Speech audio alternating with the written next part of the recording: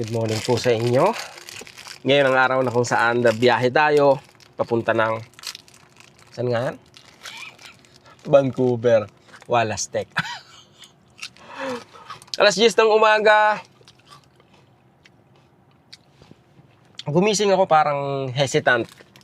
Hindi ko alam, parang aalis ba ako? Hindi, aalis ba ako? Hindi. Buti na lang nakapangako ako. Buti na lang nakagawa ko ng video nagsasabi na aalis ako. What? So, ang gusto ko sanang unang puntahan ay Sault Ste. Marie. So, abutin ako ng 13 hours. Sabi niya 13 hours, no? Pero, let's, ano na lang. Mag-stop tayo somewhere down the road. Ottawa. Okay, let's see. Let's just drive. Hindi alam ko saan pupunta. Let's drive. Destination, Sault Ste. Marie. 833 kilometers. Unang atake, 165 kilometers bago mag-charge. Hindi ko alam kung matatapos ko yung 833 kilometers. Dahil sabi ni Tesla, aabutin daw ng 13 hours, mahigit.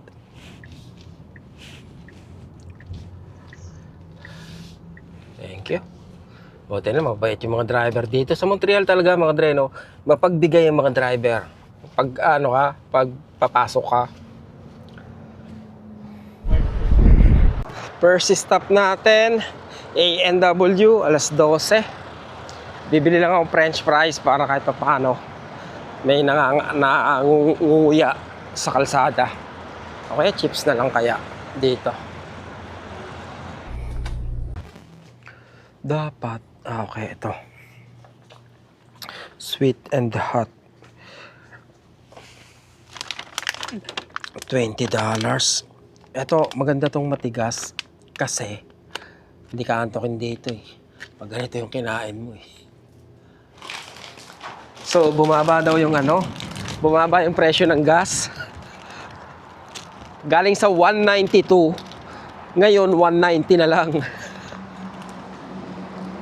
Bumili tayo ng mga ngata, pampatanggal antok.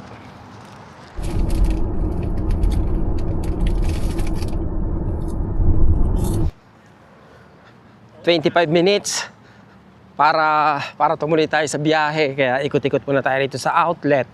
Alam ko nakapunta na ako rito eh. Isang beses. Pero matagal na panahon na. Tsaka ano, parang medyo winter yata yun eh. Nung nagpunta kami rito. Andito tayo ngayon sa Adidas. At kagaya rin sa Montreal. Ay sa ano pala, Mirabel. So may sale din sila. Siyempre. Kaya lang, yun nga no, nagkamali ako nung ano, mga dreno. Yung sapatos na binili ko rito. Yung Light Strike Pro. Kasi ano siya, kumbaga masyado siyang malambot na hindi talaga siya ideal sa mahabang lakaran. Oo, sa maiksing lakaran pwede siya, pero yung ano, mahabang lakaran hindi siya maganda. Eto kaya, tingnan nyo. Ito. Swirl foam. Hindi pala maganda pag masyadong malambot. No? Kasi nga, ano eh. Kung paglapat ng paa nyo, dahil hindi stable yung sole dahil sobrang lambot, so galaw ng galaw yung paa nyo. Yung paa ko pala, kaya ganun din yung nangyari. Time check, 1:26. Mamaya na ako kakain. Busog pa ako. So, babiyahin na muna ako. Puno na. I mean, 83% na yung ating sasakyan at ang kanyang charging fee ay $7.80. 168 kilometers, 1 hour and 49 minutes. Deep River, Ontario. Pagdating natin doon, meron tayong 14%. Sa ngayon, ang battery natin ay 85. So, gagamit tayo ng 70%. Let's go.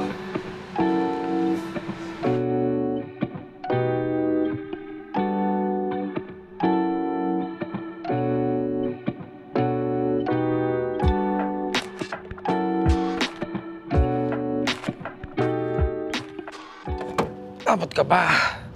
Abot. Alright. So, Deep River, Ontario. Ang oras ay 3:16. Yahoo! Walang kainan. Ang bala ko sana dito o kakain. Pero wala eh. Siguro sa susunod na lang. Hindi pa naman ako gutom dahil marami ako chincherya. Kumusta yung driving? So far, gano'n na tayo katagal nagda-drive? Mag-6 na oras na mga dre, no? Pero all is good. Masigla pa. Marami pa akong kasabay sa sa kalsada ng mga sasakyan. Kaya medyo parang somehow hindi pa naman ganun ka-boring. Let's see.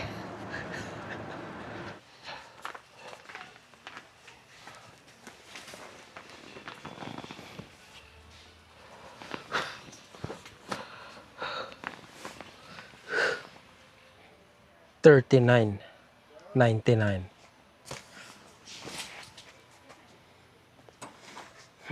or 23. Oh, 23.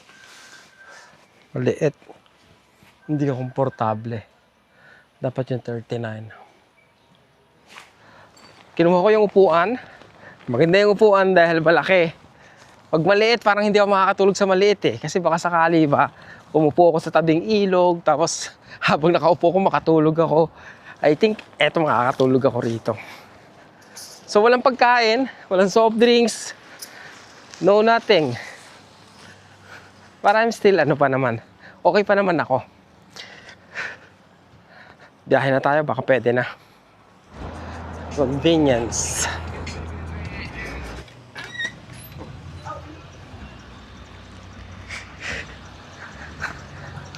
Pwede na raw tayong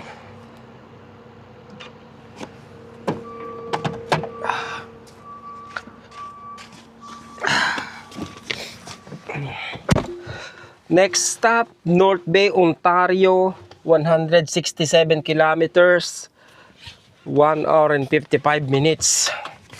Alright, let's go. Let's go, let's go, let's go. Buti na lang maganda yung shades ko. Oh gosh, foggy. $63 kilometers pa bago tayo makarating sa North Bay. North Bay, Ontario. Parang malabong makuha ko yung hanggang sa anong tawag dito, Sault Ste. Marie, kasi alas 5 na. 7 minutes to 5 p.m. Like it's delirium, ay, like it's delirium, ay, I got delirium, ay, like it's delirium, yeah. I think pwede pa akong bumiyahe ng isa pa kahit 200 kilometers. Kasi naman kumbaga late nalulubog yung araw di ba? Hindi pa naman ako ganun kapagod. Medyo kailangan ko lang mag-stretching kasi medyo masakit yung upper back ko. Pero still good mga dre. Parang naisip ko pwede na akong mag-truck driver. Hindi ako inaantok eh. Lalakasan ko lang yung radyo. Tsaka nag-i-enjoy ako sa tanawin.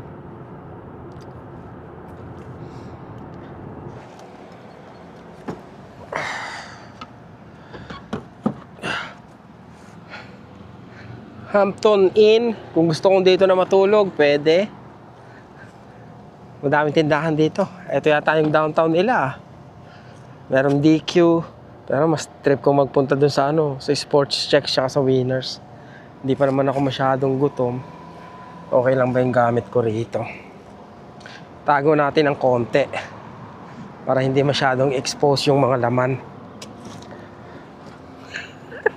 Mamaya maglalagay ako ng basurahan dyan. Okay. Tago lang natin tong konti. I think lagyan ko ng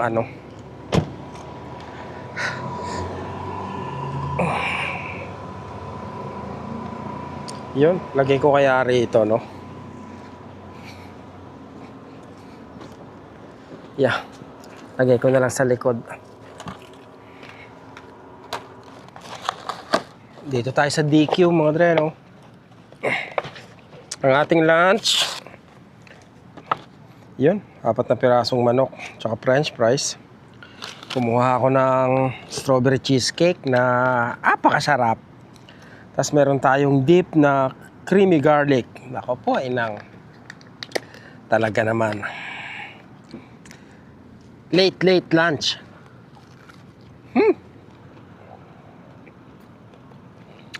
Yeah, I think kaya ko pa. Mga 2 oras.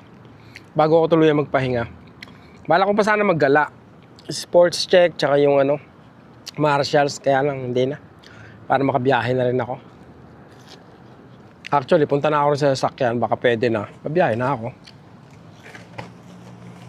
Pwede na akong umalis ngayon. Ang oras ay 6:02. Ang next trip natin ay 1 oras at 31 minutes. 131 kilometers. Sudbury, Ontario.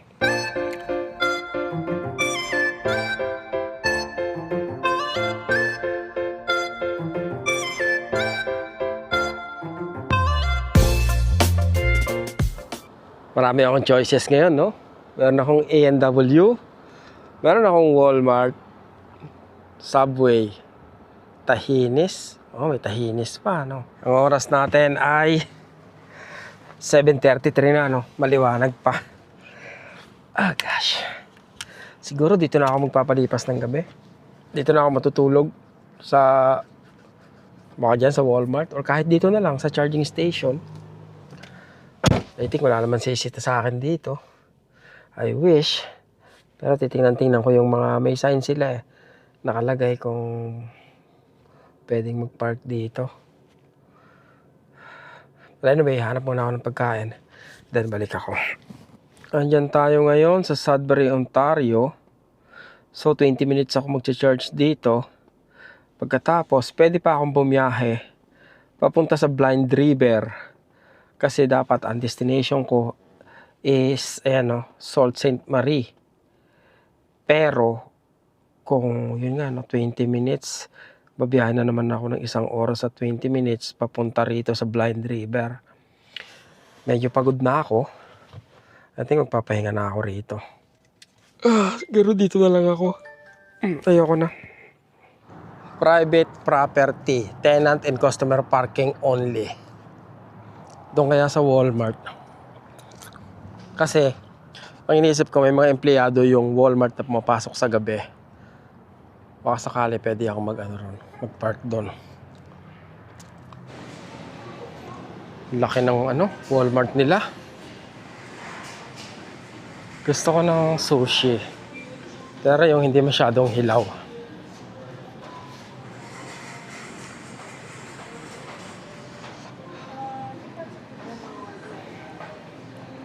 Pokeball. $7 lang. Ano to? Chicken teriyaki pala to. Sana ganito palagi sa mga dito sa Walmart. Yung parang parang sa Japan ba, di ba? Oh, sorry. Spicy scallop onigiri. Onigiri o ganito? Kunyari fresh, may gulay eh. Andito ako sa parking ng Walmart. Hindi ko lang alam kung pwede tayong matulog dito. Sa kabila, merong hindi pwede mag-overnight parking. Pero dito sa side ng Walmart, walang nakalagay. Nandito pala ako sa Sudbury, Ontario.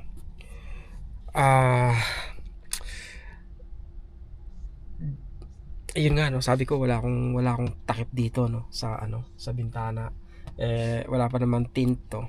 But anyway, tingnan natin kung masita di masita. Kung makakalusot di makakalusot Pero yun ang plano, dito matulog. Ito pala yung aking pagkain Ang tawag dito? Onigiri? Yeah, onigiri. Crab onigiri.